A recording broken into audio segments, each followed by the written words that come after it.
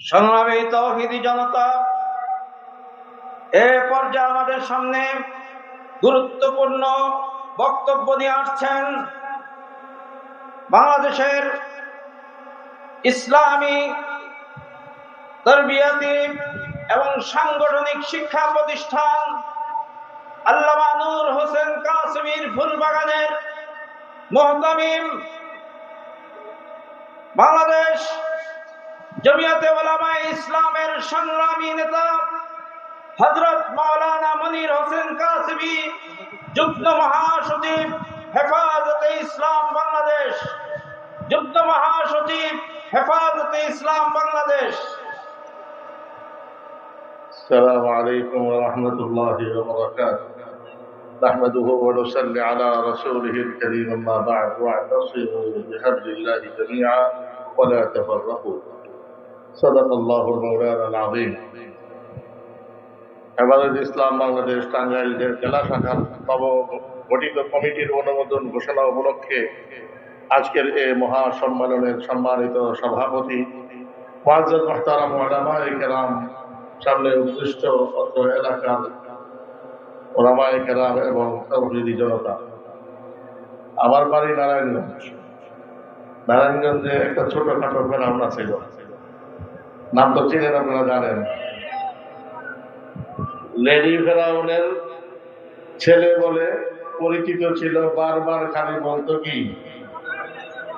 তারপরে তার যে তার দলের সাধারণ সম্পাদক কাউবার কাদের, সেও বলতো কি, খেলা হবে বাংলাদেশের 64 জেলায়, হেফাজতে ইসলাম বীর দর্পে খেলে যাচ্ছে, কিন্তু তোমাদের কোনো খোঁজ খবর নাই। অতএব যারাই সামনের দিকে সরকারে আসার চিন্তা ভাবনা করতেছেন, আল্লাহ তৌফিক দিক, ভালো কেউ আসো, তারা দেশটা সুন্দর করে চালাবে।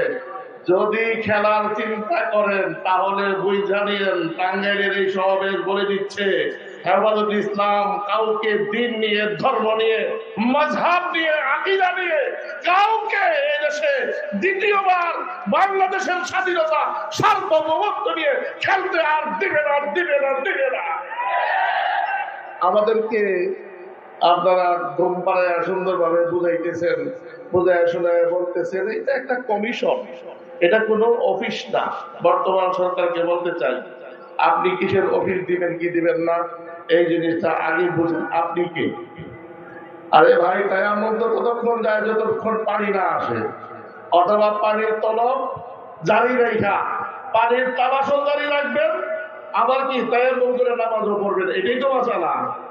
তাহলে পানির খোঁজে আপনি কি টাইমা যান, আপনারা ওদের তায়াম্মুমের রুল ব্রেক করতেছেন। আমরা চাই আপনারা তাড়াতাড়ি একটি সুস্থ নিরপেক্ষ নির্বাচন দিয়া এই জাতির ঘাড়ের উপর থেকে মেহেরবানি করে সরেন তো।